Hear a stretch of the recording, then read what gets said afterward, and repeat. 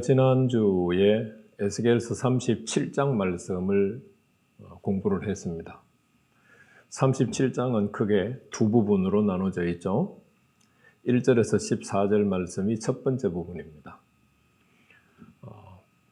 마른 뼈들이 완전히 회복돼서 하나님의 영이 그들에게 주어지는 장면을 우리가 묵상을 했습니다. 하나님의 영이 주어졌다고 하는 말은 하나님과의 관계가 온전하게 회복됐다는 뜻이죠. 그리고 15절에서 28절 말씀은 북이스라엘 족속들이 남유다에게 접붙임 바 되어서 한 나라가 됩니다. 그래서 바벨론 포로에서 가나안 땅으로, 약속의 땅으로 돌아오게 되죠. 그 약속의 땅으로 돌아왔을 때 한 왕이 세워집니다. 내 종 다윗이라고 표현이 되어 있죠. 계속해서 강의 가운데 말씀드렸지만 혈통적으로 약 400~500년 전에 있었던 다윗 왕을 가리키지 않습니다. 다윗 왕의 가문을 타고나는 한 왕이 세워져서 그들을 통치할 것이다 라고 말씀을 하고 있죠. 한 왕이 하나가 된, 북이스라엘과 남유다가 하나가 된 나라를 다스리면서 화평의 언약을 맺습니다. 이 화평의 언약은 영원한 언약입니다. 그래서 이 화평의 언약을 맺는 목적이 뭐냐? 두 가지로 나타납니다. 이스라엘 족속들에게는 그들이 하나님의 백성이고 여호와가 그들의 하나님인 것을 이제 증거하는 겁니다. 반면에 열방들이 있죠. 왜 이스라엘 산을 회복해요?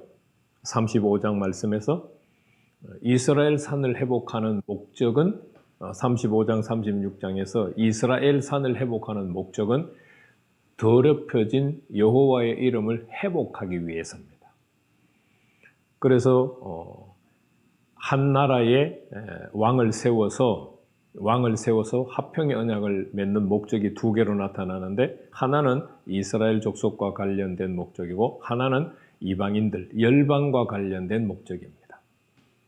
그래서 열방들에게 여호와가 이스라엘의 하나님인 것을 증거하기 위해서 화평의 언약을 맺습니다. 자, 오늘은 이제 우리가 38장, 39장을 함께 공부를 해야 되겠지만 양이 많기 때문에 오늘은 이제 38장 말씀을 공부를 할 겁니다. 38장, 39장은 보통 곡과 마곡의 전쟁이다 이렇게 부릅니다. 이 곡과 마곡의 전쟁은 굉장히 유명하죠. 요한계시록 20장에서 곡과 마곡의 전쟁을 언급하고 있기 때문에 에스겔서 전체에서는 곡과 마곡의 전쟁밖에 없는 것처럼 이해가 돼요. 그러나 뼈가 살아나는 장면도 48장 중에 한 부분이고 한 장이고 그것도 반장밖에 안 되죠. 그리고 38장, 39장 두 장인 곡과 마곡의 전쟁도 에스겔서 48장 중에 두 장만 차지하고 있어요. 매우 부분적이라는 거죠. 마냥 에스겔서 전체가 뼈들이 살아나는, 막 부활로 해석하시는 분들도 있어요. 뼈들이 살아나는 것과 곡과 마곡의 전쟁밖에 없는 것처럼 이야기를 해요. 아니에요. 곡과 마곡의 전쟁을 언급하는 에스겔서의 목적이 있어요. 뼈들이 살아나는 것에 대한 언급의 목적도 있어요. 그건 이미 우리가 살펴봤죠. 오늘은 이제 우리가 곡과 마곡의 전쟁이라고 부르는 이것이 요한계시록을 위해서 존재하느냐? 아니에요. 요한계시록에서는 곡과 마곡의 전쟁을 미끼로 사용하는 것밖에 없어요. 나중에 요한계시록을 공부할 기회가 있으면 자세하게 살펴보도록 하겠습니다. 오늘은 지금 에스겔서를 공부하기 때문에 에스겔서 안에서 안에 집중하도록 하겠습니다. 자, 문단이 새롭게 시작이 될 때는 에스겔이 계속 사용하는 용어가 있죠.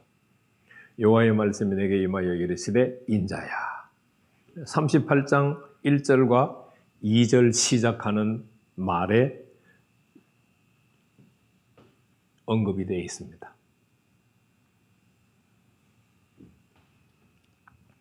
자, 그들에게 뭘 해야 되느냐?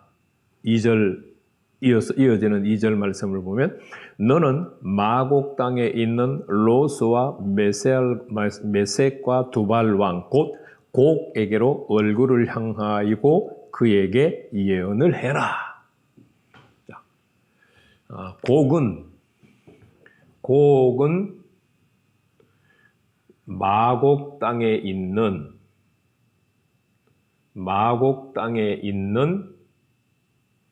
세 왕을 합해서 부르는 이름이 곡입니다. 로스와 메섹과 두발. 이 지도가 이제 고대 팔레스틴 그리고 현재 터키 반도 여기가 이제 바벨론 땅이죠. 아시리아가 점령했다가 아시리아를 무너뜨린 바벨론을 무너뜨리는 바사, 페르시아 그 땅들이 이제 여기 있답니다. 유프라테스 강과 티그리스 강이 있죠.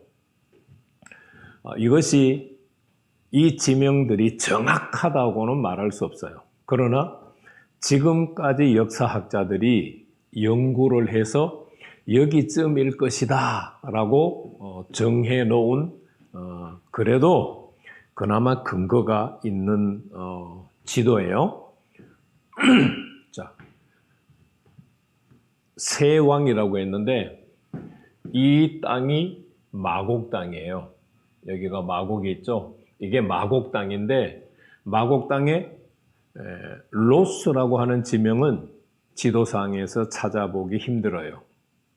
그러니까 역사적인 고증으로 그나마 추측할 수 있는 자료가 없다는 뜻이겠죠.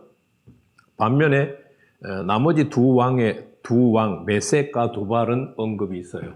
메섹과 두발. 마곡 땅에 있는 메섹과 두발. 이 세 왕을 가리켜서 마곡 땅에 있는 세 왕을 가리켜서 곡이라고 불러요. 그러니까 곡과 마곡의 전쟁이라고 하면 안 되죠. 마곡 땅에 있는 곡과의 전쟁이라고 호칭을 해야 정확한 호칭이 되겠죠.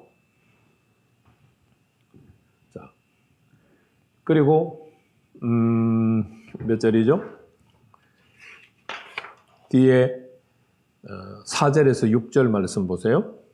4절 하반절에서 6절 말씀을 보면 이 세 왕, 마곡 땅에 있는 로스와 메섹과 두발만 전쟁을 하는 것이 아니고 그들과 함께 와서 전쟁을 할 더 다양한 나라들이 언급이 되어 있어요. 그 나라들을 보면 5절 말씀에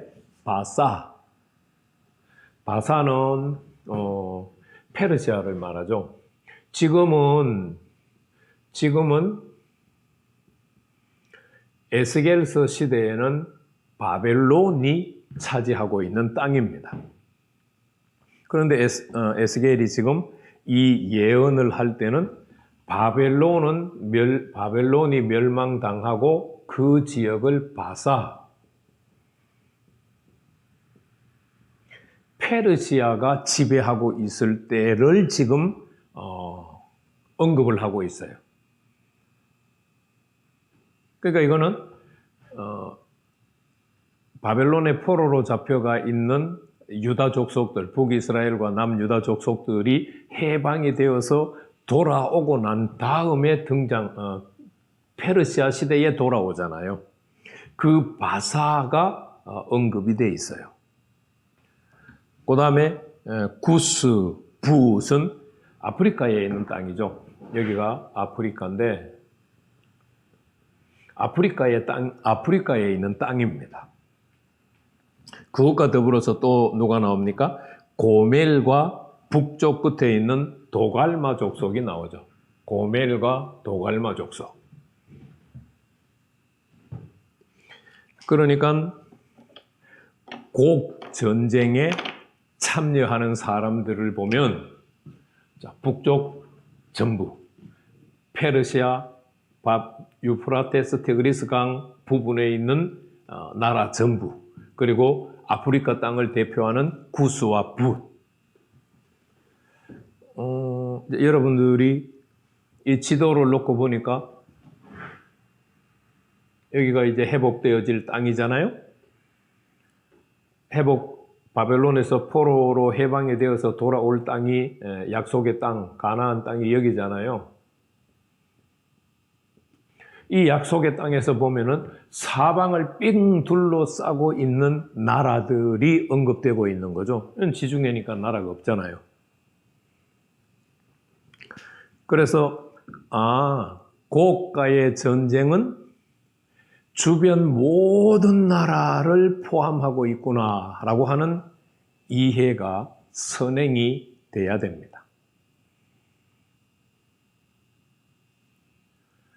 자, 이제 곡과 마곡하는 전쟁 표현은 사용하시면 안 돼요. 마곡 땅에 있는 곡. 왜 곡 전쟁이라고 하느냐? 이 세 왕의 이름을 여호와께서 에스겔 선지자에게 곡이라고 하는 이름을 붙여줬어요. 그리고 7절 말씀을 보시죠. 너는 스스로 예배하되 너와 내게 모인 무리들이 다 스스로 예배하고 너는 그들의 우두머리가 될지어다.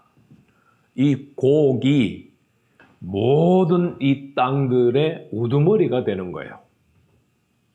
곡이. 마곡 땅에 있는 모든 나라 세 왕을 총칭했는데 그 세 왕이 모든 주변 나라들의 우두머리가 돼서 전쟁을 시작하는 거예요.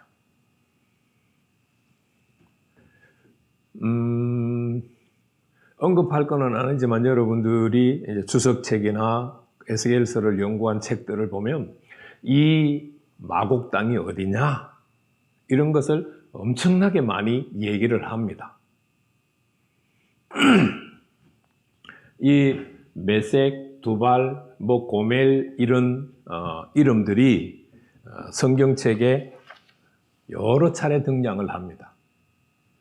맨 먼저 등장하는 성경책은 어디일까요? 창세기 10장 2절입니다.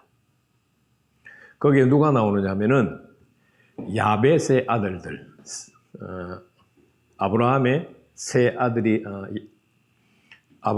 아들인가요? 셈과 노아의 세 아들인가요? 셈과 함과 야벳이 있죠. 그 셈과 함과 야벳의 족보가 10장의 기록, 창세기 10장에 기록이 되어 있어요. 거기 보면은 야벳의 족보를 언급하면서 야벳의 후손이 누가 있느냐? 고멜이 있어요. 그리고 저기 마곡 땅이라고 했는데 그 마곡 땅도 어떻게 보면은 그 족속 이름일 수도 있어요. 그리고 마대는 표현이 없죠. 야완도 표현이 없죠. 두발 표현이 있죠. 메색 표현이 있죠. 다라스는 없어요. 노아의 세 아들들이 이제 72개 나라 정도로 창세기 10장을 보면 노아의 세 아들로 말미암아서 72민족으로 나라가 갈려요. 그래서 야벳의 후손들이 차지한 땅이 지금의 터키 반도 주변 땅이다 라고 우리가 이해할 수가 있어요. 그래서 오늘 마곡도 땅이라고 했지만 마곡도 야벳의 아들에 속한 이름이에요. 그리고 로스라고 하는 이름은 없지만 메섹과 두발도 야벳의 아들의 이름에 포함이 되어 있어요. 그것을 우리가 야벳의 아들들이 흩어져서 터키 반도 주변에 살았는데 그 족속들을 이야기하는구나 라고도 우리가 생각할 수 있어요. 그리고 또 에스겔서 안에 두 번 정도 언급이 돼요. 27장 13절 말씀에 보면은 야완, 두발, 메색 세 나라가 언급이 되는데 이 세 나라는 다시스와 무역을 한 나라다라고 언급을 해요. 그리고 한 번 더 언급이 되는데 에스겔서 32장 26절 말씀 보면은 메색과 두발이 언급이 돼요. 그럼 왜 언급하느냐? 애굽의 왕 바로와 바로의 백성들이 죽어서 가는 곳이 어디냐? 피라밋이 아니야. 어디냐? 메색 왕과 그 사람들이 죽은 곳에 가. 두발 왕과 그 백성들이 죽은 곳에 가. 이것을 언급하면서 메색과 두발을 언급해요. 그러니까 이것이 가상의 나라가 아니라는 것을 알 수 있겠죠. 다시스와 무역을 한 나라. 애굽 왕 바로가 죽어서 가는 곳이 있는데 그곳이 메색과 두발과 그 왕과 그 백성들이 죽어서 가는 곳에 바로 왕도 간다. 이거는 상상의 나라들이 아니에요. 가공의 나라가 아니에요. 저 미래의 어떤 나라가 아니에요. 현존하고 있는 에스겔 선지자가 예언을 할 때 현존하고 있는 나라들이라는 뜻이에요. 그것을 이해하는 것이 필요합니다.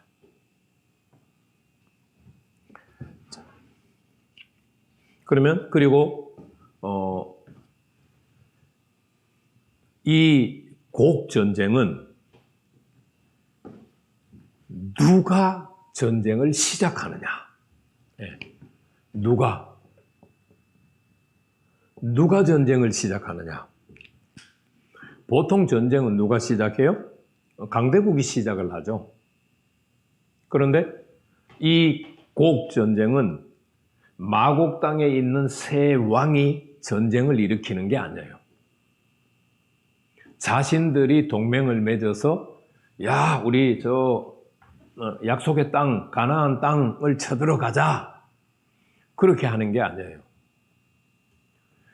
자, 4절 말씀 보세요. 너를 돌이켜 갈고리로 내 아가리를 꿰고 너와 말과 기마병 곧 내 온 근대를 끌어내되. 이 곡이라고 불려지는 세 왕을 대적하는 자가 여호와 하나님이세요. 그 여호와 하나님이 그들을 끌어내는 거예요. 그들을 끌어낸다. 이 표현은 굉장히 중요합니다. 그들은 그냥 가만히 잘 있는데 여호와 하나님께서 끌어내는 거예요. 자, 16절 말씀 보세요. 구름이 땅을 덮음같이 내 백성 이스라엘을 치러 오리라. 고가 끝날에 내가 너를 이끌어다가 내 땅을 치게 하리니. 지금 여호와께서 곡을 끌어내 가지고 약속의 땅을 치게 만드세요. 4절, 16절, 자, 또 보세요. 17절. 주 여호와께서 이같이 말씀하셨느니라. 내가 옛적에 내 종 이스라엘 선지자를 통하여 말한 사람이 내가 아니냐. 그러니까 이스라엘의 선지자들이 약속의 땅을 공격하고 칠 것을 예언을 했는데 그 예언의 대상이 누구냐? 곡이라는 거예요. 자, 그 다음에 보세요. 그들이 그때에 여러 해 동안 예언하기를, 선지자들이 여러 해 예언을 했다는 얘기죠. 내가 여호와 하나님이세요. 너를 곡이에요. 이끌어다가 그들을 이스라엘이에요. 바벨론에서 한 나라가 돼서 돌아온 이스라엘이에요. 이스라엘을 치게 하리라. 4절, 16절, 17절 말씀에서 세 차례나 여호와께서 곡을 끌어내서 약속의 땅에 돌아온 이스라엘 족속들을 치게 했다. 전쟁을 일으키는 사람은 목적이 있을 거 아니에요. 전쟁을 일으키는 목적. 곡이 전쟁을 일으켰으면 곡의 목적이 있을 거예요. 그런데 여호와께서 직접 곡을 끌어내서 약속의 땅을 치게 하셨으니까 이 전쟁의 목적은 누가 가지고 있어요? 여호와 하나님이 가지고 있죠. 그럼 여호와 하나님은 이 곡 전쟁을 왜 하셨을까요? 그것이 에스겔서 38장과 39장에 기록이 되어 있어요. 이 38장과 39장이 요한계시록 20장에 언급된 전쟁이라고 해가지고 이 에스겔서 38장, 39장은 요한계시록 20장을 위해서 존재하는 말씀이 아니에요. 요한 사도가 38장, 39장에 언급되어 있는 곡과 마곡을 언급을 했지만 그것은 그냥 미끼 상품이다 이 정도로 생각하시면 돼요. 에스겔서 38장과 39장은 여호와께서 시작한 전쟁이기 때문에 그 전쟁을 일으키신 목적은 여호와가 가지고 계세요. 그 여호와께서 그럼 어떤 목적으로 전쟁을 시작하셨는가?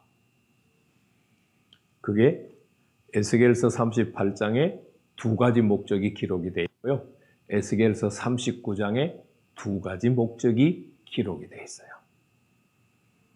자, 오늘은 잠시 쉬고 다음 시간에 에스겔서 38장에 기록된 두 가지 목적을 살펴보도록 하겠습니다.